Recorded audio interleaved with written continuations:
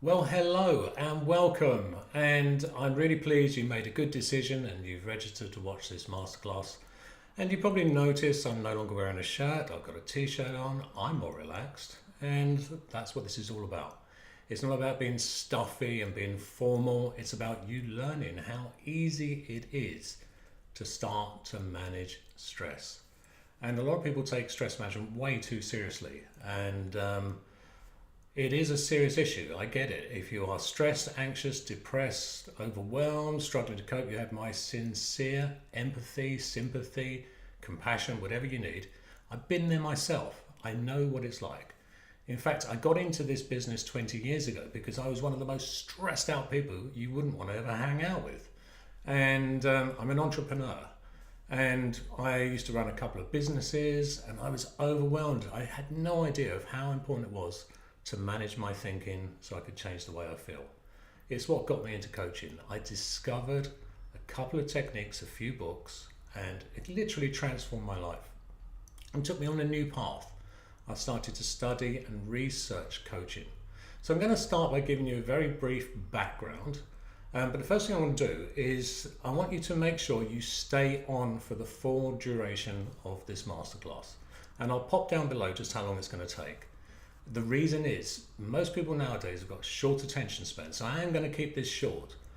And what will happen is I'm going to give you a brief intro. We're then going to go straight into some of the techniques that I promise that I'm going to teach and show you, and they will make a profound difference, but you have to stay on board for it. And at the end of the video, end of the masterclass, I'm going to share with you a hypnotic download, something you can pop some headphones on, sit back and listen to. But you have to stay with it for that, okay? You up for this? Good. So I got into coaching, as I say, many years ago when I was so stressed, didn't know what to do, didn't know what the solutions were. You know, if you were stressed, what do? You go and see the doctor, and how useful is that? The only problem with doctors are the only solutions they really have are to either give you pills, medication, or to send you off on a course of CBT. Now, I've trained in CBT, so I'm not having a go at CBT. I do not use CBT because I found other approaches that are far more effective. So 20 years ago, I found out about coaching, totally transformed my life. I was able to manage my thinking, manage the way I felt, and nothing around me had changed, but everything was different. I understood about stress. I understood that stress is real, but stressing isn't. And I learned how to change it. And I'm going to show you how to do that. And on my initial learning and study journey, I got to meet some very successful people, some big name players in the world of coaching. Dr. Richard Bandler, the co-creator of NLP, Paul McKenna, Tony Robbins, and I got to work with every one of those. In fact, I was asked to join the team for Dr. Richard Bandler and Paul McKenna, and I was one of their assistants for a couple of years. And then I was made head assistant. So for over 10 years, it was my responsibility to find great coaches. And these weren't just coaches, they were doctors, therapists, consultants, and to make sure they were trained to the highest of levels. So I'm going to share with you some of the things that I taught them and some of the things that I know. But once you learn how to use them, they will transform your life. So let's start with what is stress? Well, first of all, stress doesn't exist. It's not a thing. You can't hold on to it. It's actually a verb. It's a process. We have to do the process of stressing. How do we do stressing? Well, it's really simple. We think thoughts. We think thoughts, which is actually quite difficult to say, in two ways. We either talk to ourselves or we make up pictures in our mind. Now, neither of those two things are weird or strange. We all do it. But what happens if something external happens and you're thinking about it and your thoughts and the imaginations you have are negative? Those thoughts create the feelings that we all call stress. So I really want you to get this. This is so important. You're doing it. Now, when I say that, I'm not having a go at you because I wasn't aware that I was doing it when I was stressed. I used to wake up in the mornings worrying and wondering about my businesses, and I used to go throughout the day planning things, and I had no idea that what I was doing up here was creating this. So I want you to think of it this way. Imagine this globe here is your mind, and the flakes that you can see are your thoughts.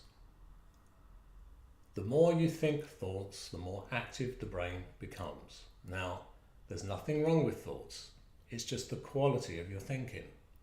If you're having dark thoughts, negative thoughts, catastrophic thoughts, then what I want you to do is I want you to imagine that this is your body. And each one of those dark thoughts does this. It releases stress chemistry, adrenaline, cortisol, noradrenaline. Now, if you've only got a small amount of stress chemistry in the body, that's not a problem. We can all deal with that. So if you have something which happens and it triggers off all of these thoughts, and you have a release of stress chemistry, not a problem. If what happens is you have breaks. And you can release the stress. But what happens to most people? We have an event that happens that we regard as being a stressful event. We think about it. And do we think about it only once? No. Twice? No. What happens is, most times, we think about it again and again and again. And what happens is, we release stress chemistry. And each thought that we have releases more stress chemistry. And more. And the more stress chemistry we have in the body, what that does, it causes us to have even more stressful thoughts. Can you see how that works? And because we're now having more stressful thoughts, guess what? We have more stress chemistry. And it's when the stress in the body, the chemistry in the body gets to a certain point, that's when people start to struggle. And most people have a coping mechanism when the stress gets too high. And they tend to do this. They either reach out for external, so it could be drink, or as it was in my case, it was drink. I used to reach out for alcohol to change the way I felt. Or for some people it might be food, for some it might be drugs, for some people it might be doing a particular behaviour. So basically most people have what I call dysfunctional coping strategies. They use external to try to change internal because they don't have the understanding that it's their thinking that's created the feelings. So how do we change it? Well, let's discuss that. So we have to start by making sure you have the awareness that it's not the external events which are causing the stress, it's how you are thinking about them which is the real cause. And I'll give you an example of why that awareness is so important. Imagine there are two people. So let's say there are two teachers. The teaching profession is widely renowned and known for being one of the most stressful professions at the moment. And we can have two teachers, similar classes, similar types of work and demand, similar children in the class. One is coping and one isn't. What's the difference? It's not the classes. It's not what they're having to deal with. It's their mindset. It's how they are thinking. One person has learned to think in a particular way where they're able to manage it and not experience the stress, and the other person hasn't yet learned. So awareness that it's not the external, that's the first thing that we have to get you to really get. It's not external, it's your thinking. Okay? So once you've got that, when you really get that, and by the way, some people find that challenging. They go, well, hold on, Steve, you mean that my manager or that person or my work isn't the cause of stress? No, it's not. It may be the trigger for you thinking stressful thoughts, but you don't have to do that. Okay, can you see that? It's an important distinction to get. Now the second thing is to take responsibility. And some people don't like to hear this because they quite often hear it as if we're blaming them. But you are responsible for your thinking. Now, it doesn't mean you know how to change it, but you are responsible for thinking. After all, whose brain is it that you're using? Yours. So you need the awareness that it's not the external, it's your thinking. You need to take the responsibility that it's your thoughts. Now, I actually found that idea quite empowering because I thought then, which is another thought, I thought, okay, well, if it's my thinking, how do I change it? And that's the third part. which is empowerment. The tools and the techniques that I'm going to teach you will enable you to do this, to change the way you think, which will change the way you feel. But you have to do it. It's your responsibility to do it. That's empowering when you do that. Does this make sense?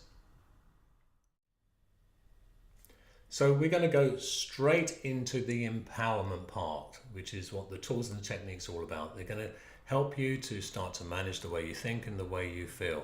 Now I want to make this very clear. I am not talking about micromanaging every single thought that you have. That would just be ridiculous. Just even the idea of that is stressful. We're supposed to have something like 50,000 thoughts per day. Now I don't know how somebody counted that. Maybe they had a stopwatch and every time they went, oh, there's another. That's how they got up to 50,000. So we're not talking about you stopping and going, okay, I need to eliminate all negative thoughts completely. That's not what this is about. What it's about is being able to slow down the thinking. Notice what happens to the snow globe when you leave it. The flakes start to settle. When we slow down the thinking, allow the mind to go quiet, we're not releasing any more stress chemistry into the system. Now, because if you only had this amount of stress, it wouldn't be a problem.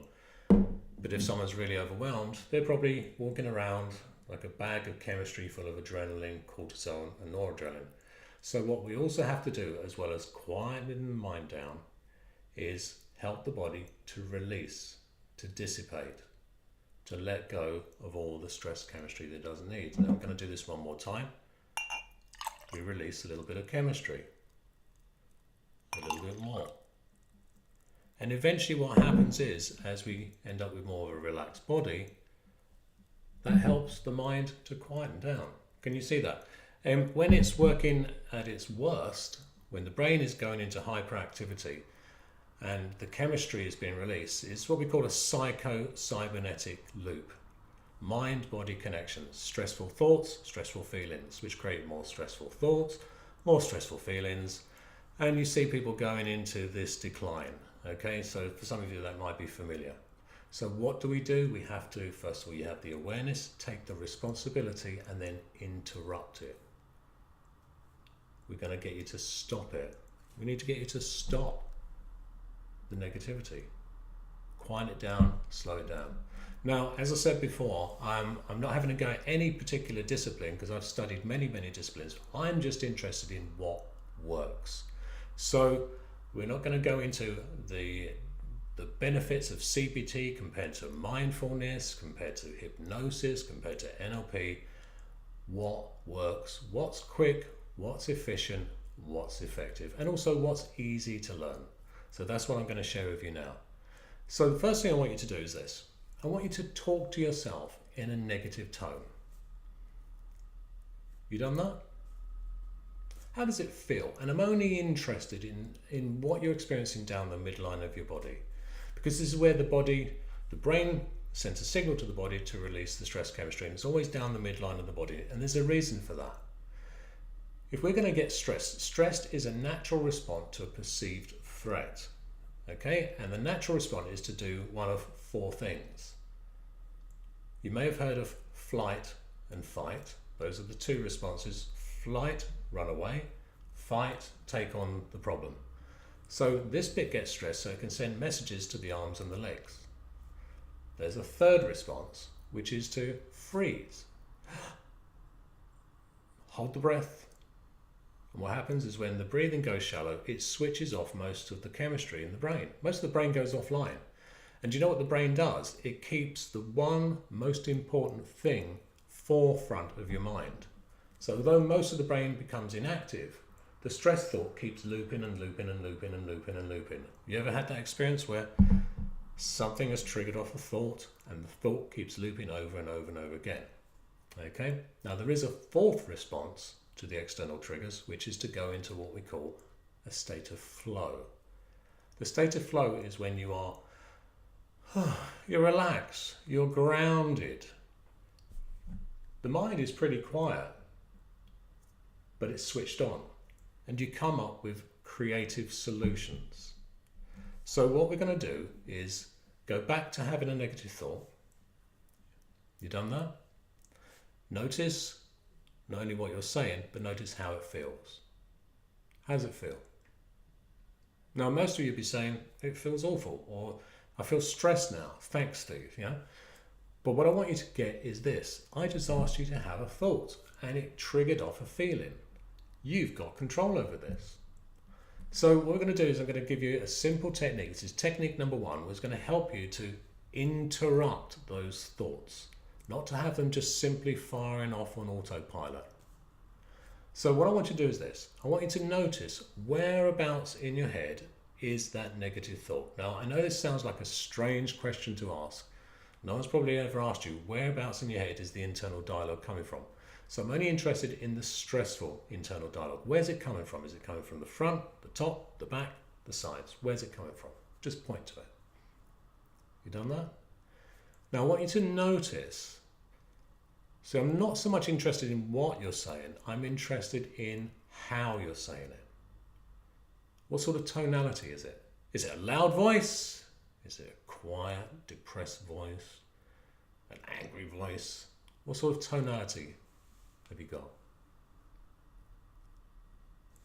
I want you to notice, is the voice almost coming towards you, or is it going away? You might even have a couple of internal dialogues. And some of you might be thinking, oh, this is a bit strange about internal dialogues, but we all have them. In fact, if you go out shopping or go down the high street, you'll see people talking to themselves because they're talking inside their head and actually letting it come out of their mouths. So notice the location, notice the volume, and notice the direction, and notice how it feels. Now we're going to do this quickly because I don't want you sitting there feeling stressed. What I want you to do now is really simple. Say the same stressful things that you were just saying, but put gaps between every single word. Off you go.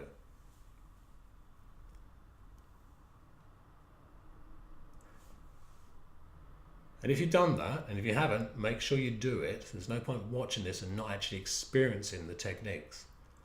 With gaps, I want you to repeat, but this time I want you to stretch every single word. So gaps and stretch. You done that? Good. Now what I want you to do is I want you to change the tonality, and I want you to make it sound softer and gentle. So it's spaced, stretched, and soft and gentle. In fact, if you want, you can even make it sound sleepy or even bored. Off you go. Have you done that? Good. Now I want you to just shake yourself out. We call this a bit of a break state. We've got to break the state from what you were doing before. Now I want you to do something. I want you to try and talk to yourself in that stressful voice. Try once more and try in vain. And notice what's different. Now for most of you, you will probably find it difficult. Some of you might even find it impossible to get the same stressful voice. And let's just think about it. The brain has been used to talking in a particular way with certain thoughts, certain tonality, certain location. Just been running on autopilot and you've done nothing about it. You've let the machinery just work. The worry machine's been going and it's just been running and running and you've done nothing about it. So we have to say stop to the machine.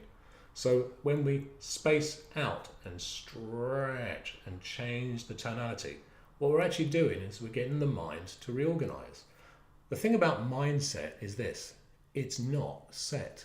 There's a process called neuroplasticity. Your brain is reconfiguring every second. Neurons are disconnecting and reconnecting, disconnecting and reconnecting.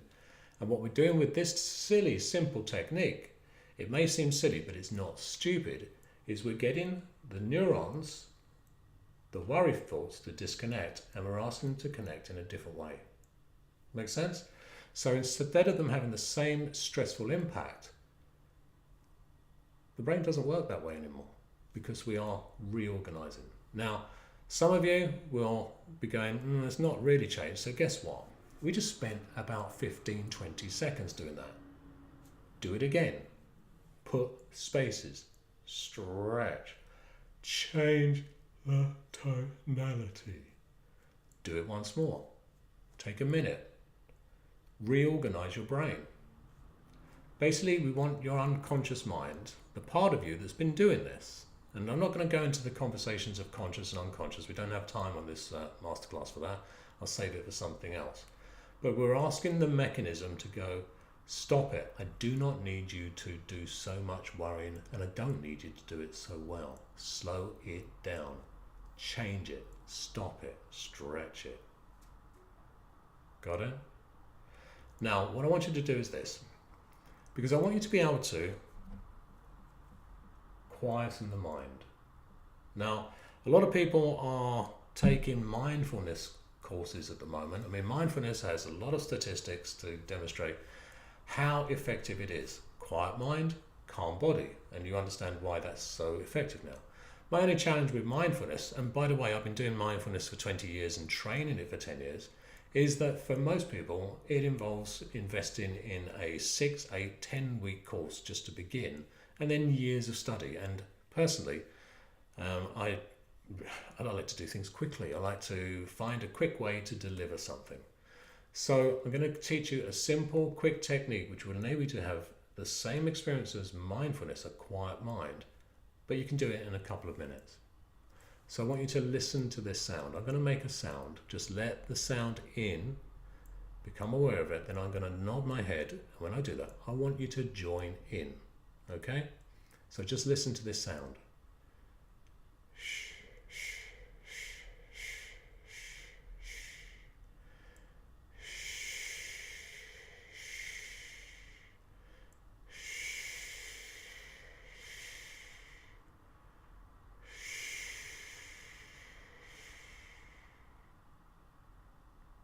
You got that? You're giving clear instructions to your mind to quieten down. Now we do the shh, shh, shh, shh, because what that does is it matches the pace of most people's internal dialogue. And then we slow it down. It's like, think of it as driving a car. Those of you that drive, maybe you're driving too fast and it's getting out of control. You don't just slam the brakes on. What you do is you take your foot off the accelerator, slow it down, and then gradually apply the brakes. And that's what we're doing with the brain. We're teaching the brain to go, this is how quickly you're working, slow it down, slow it down, slow it down, and then allow it to settle. And as this settles, this can settle as well. Make sense? So ready, we're going to do this together now. Okay, take a deep breath in. When you breathe out, relax the jaw. Here we go. Shh, shh, shh, shh,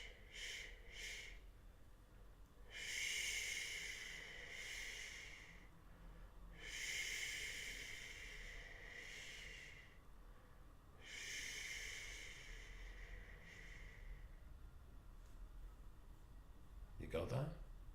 Now, if I'm running a workshop, a seminar, or doing a training for a company, I would get people to close their eyes, put their hands up. They close their eyes so they can't see what other people around them are doing. And I will say to them, what I want you to do is sit there and go quiet in your mind. But as soon as a thought pops into your head, put your hand out. And I'm going to time the group. And every single group, within 20 to 25 seconds, all the hands are down. Most people are unaware of just how much internal dialogue they've got going on. So once you have the awareness, you then take the responsibility for teaching your brain, empowering your mind to slow down and to quieten down. Make sense? So we're now going to move on to the second part of the process, which is to help your body to release the stress chemistry. Again, this is so important. If we were to take the water out of you and the water out of me, we'd be two piles of chemicals having a chat, okay? But if we were to measure the chemistry in those two little piles, and you're someone who's been doing a lot of stress, your chemical composition will be very different to mine. So this technique is called the wellbeing reset. It will help you to release the stress chemistry. Now, this will have a profound effect on the way you think. You may have heard people talk about walking around having rose tinted glasses, and that's basically when you have a perception of the world and you're looking out at the world and seeing it in a positive way. Well, when someone has been stressed, what happens is the brain changes the perceptual filters and they're no longer rose tinted. They can quite often be grey or even black. So they're always looking out and seeing potential threats and stresses. So as you change the chemistry of the body, it feeds back to the brain and says, hey, we're okay. And it takes the greyness and the blackness away and helps you to see the world in a more positive light. Does that make sense? So the Wellbeing Stress Reset, as I say, was developed about 17 years ago because I wanted a quick technique that I could use with my clients. Now, that time back, nearly 20 years ago, I was working mainly with people for mental health issues, and particularly with people who were traumatized, who'd been through some awful, awful experiences, including people that were caught up in the destruction of the World Trade Center, the London bombings, and the tsunami. So I wanted a quick technique which I could give them so they could practice it and release the chemistry they've been carrying around, sometimes for years. Okay? So what I'm going to do is I'm going to demonstrate the technique. I'm then going to explain it so you understand why it works and why it's important to do all the different parts. And then I'm going to talk you through it. Okay? So just watch. The first thing you do is get yourself comfortable, feet flat on the floor. You can do the shh, just to quieten your mind first if you want to. And then what you do is this. So I'm going to just demonstrate, so just watch. You breathe out. You clear the lungs. You then take a deep breath in to roughly the count of 7.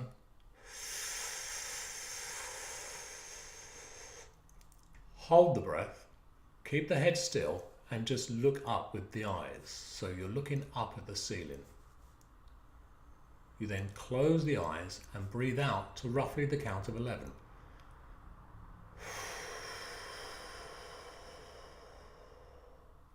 And as you breathe out, you relax the jaw, relax the shoulders, relax progressively down through the body. So I'm going to demonstrate it again in one go. Just watch.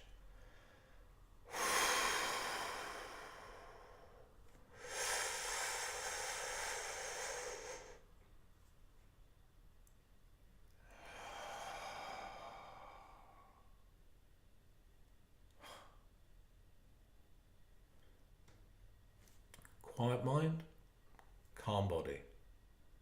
Now let me explain about the different parts and why it's so important to practice this. Now that technique takes about 20 seconds.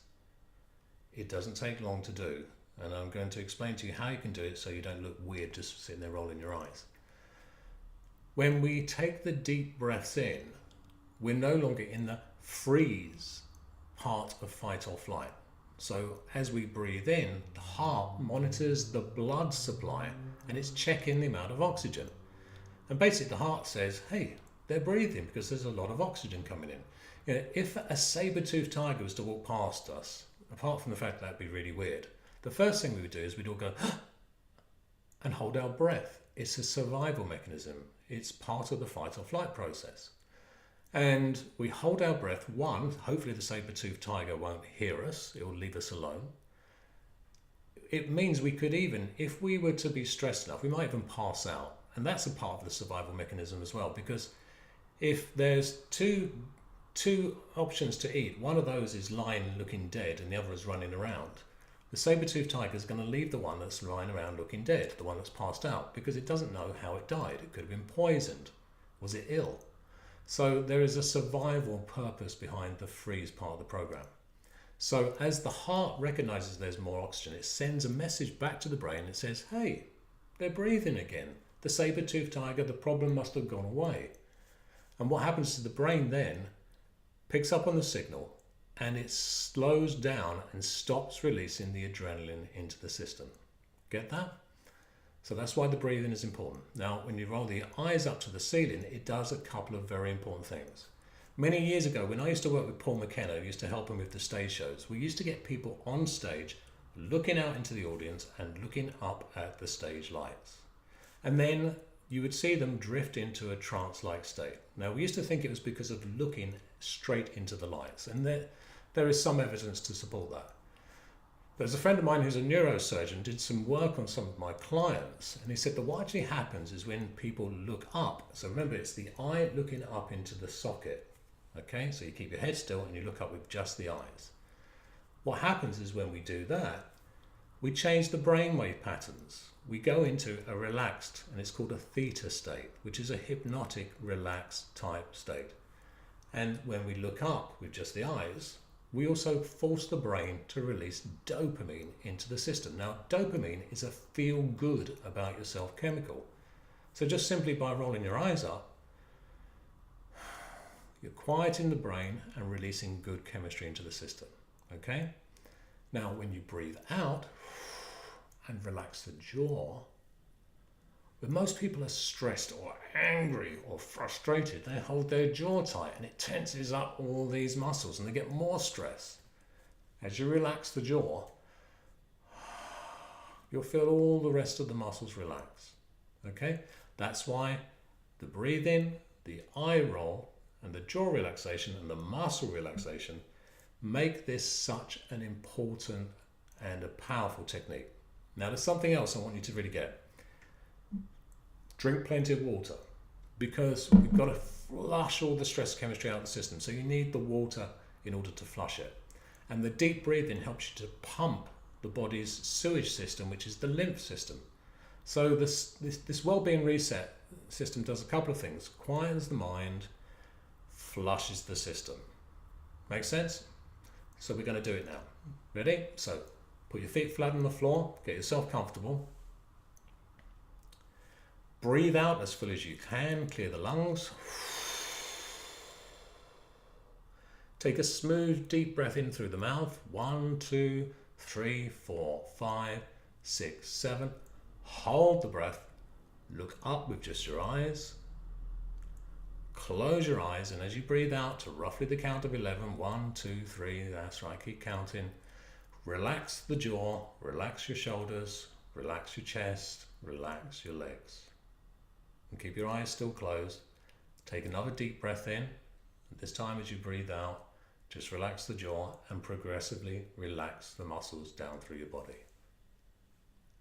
And then take another deep breath in, just open your eyes. Feels good? Excellent, so we're doing really good here. Okay, now the way to apply the well-being reset is really simple. You want to use it on a regular basis throughout the day and de-stress, de-stress, de-stress, de-stress. Constantly interrupting what would normally be going on, letting your mind go quiet, letting your body relax, and telling the whole system we're okay. Now, it doesn't mean the outside world's going to change, but you're going to be in a better place to deal with it, okay? Now, how to actually use the wellbeing reset? As I say, best thing to do is to do it every hour. Just to take 30 seconds, that's all. 30 seconds. Is that too much to ask? 30 seconds to go shh, shh, shh, shh, shh, shh.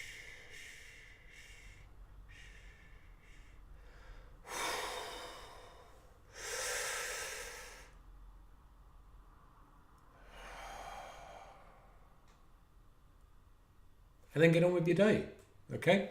Now, I did a study group last year. In fact, we run 2 seminars because I wanted some evidence. Look, I've got hundreds and hundreds, and there's possibly even thousands of testimonials now, but I wanted something which was evidence-based. So I ran a study group, 2 seminars. So we had just under 100 people, and we did a whole day workshop. They taught many, many techniques. But at the end of the day, I said to these guys, practice these 2 techniques. And part of the arrangement was that for a 14-day period, they were going to practice them throughout the day as often as they could and as often as they were able and willing to. And the people who were most stressed were the ones that needed to do it the most. And then they were to send me back a summary of each day and to summarize their experience after 14 days of practicing de-stressing. Now, the results were phenomenal. I knew that they were going to be good anyway, just because of the experience I've had with all my clients. But 90% of the people that replied they experienced almost a complete release of stress. Now, this is phenomenal because it meant nothing had changed, but their experience was completely different. 85% of people that replied to us, they reported that their sleep patterns had completely changed. They were able to relax at night and go to sleep. It's quite obvious why. If the brain during the day is thinking, hey, we've had a pretty good day, it means it can switch off and you get a better night's sleep. You get a better night's sleep, you're in a better state of mind for the day. Okay? So this is my request of you. Practice the shush shush plus the well-being reset, and do it for at least 14 days. Do it as often as you can. Now, of course, if you only do it once a day, it's not going to make much difference. Twice a day, it's still not going to make much difference. You want to practice it probably about 6, 8, 10 times a day, 30 seconds. Now, of course, some of you will be saying, yeah, Steve, but I'm in the office, I can't sit there rolling my eyes. Okay, let's get real with this. If you are stressed, it's important for you to take the responsibility to do whatever you need to do, okay? Now, you can do this though. You can make a slight adjustment. Watch this.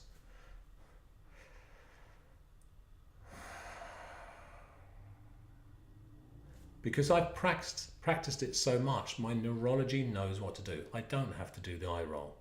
But when you first practice, it's important that you do all the parts. And look, think of it this way. Treat it as a bit of a game. If you're on public transport, sit there, roll your eyes.